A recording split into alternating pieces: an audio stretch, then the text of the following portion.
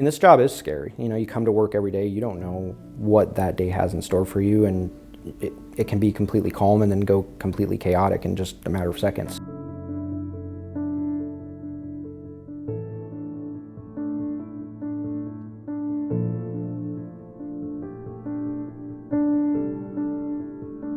Being married to a law enforcement officer, you're on your toes a lot. It's something that you wake up each day and you don't know what's going to happen, and you live with a little bit of fear when he puts the badge on every day.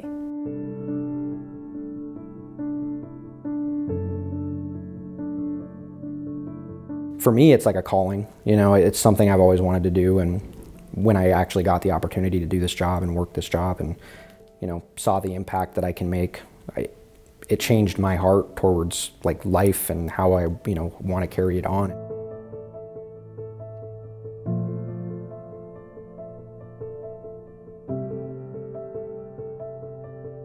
Go ahead and head 3806 Cactus Court, multiple injury hit and run. 2 of my guys are down, 1 unresponsive right now. We got a cop that's hit. Got a officer down. 291-152, do we have a firefighter down up there? 152-291, that is correct. There are 2 firefighters down. We pray to come home to our families when we leave at night.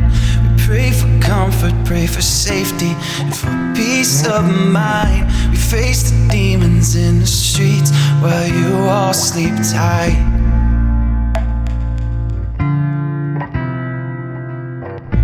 People meet us with their anger from the 6 o'clock news.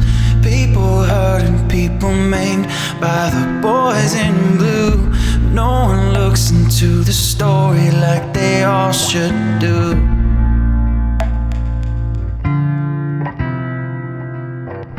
No one is all the officers who save our lives.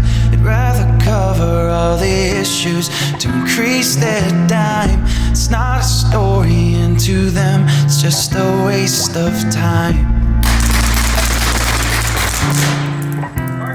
In October of 2019, I was struck by a drunk driver, and that nearly took my life. We went to a disturbance call, myself and a couple firemen, and while we were there, a car flew into a trailer court where we were standing. We could see the lights coming towards us, and we could hear the sound. It sounded like a train barreling at us, and we tried to turn around and run, but it was too late. While we bear the pain, we'll continue to stay in the fight.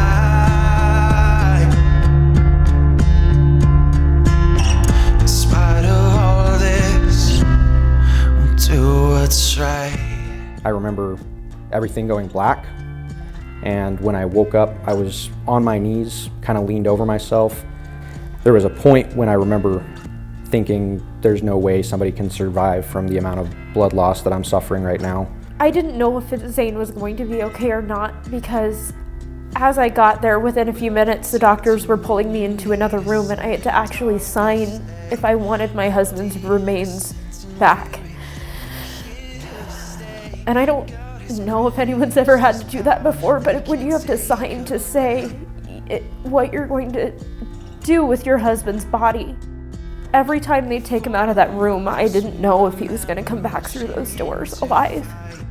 Left a legacy of service to do what's right. We'll push on and know your names with all our might. So when Zane was in the hospital, we were talking about how, if he had passed, we wouldn't have had a family. So that day we decided we were gonna have a kid. I wound up having a cute little ball of fun. His name's Cade. He has the best hairdo ever.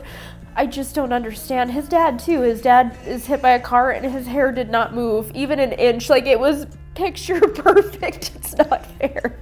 But he is just like his dad. He's very ornery. He's fantastic.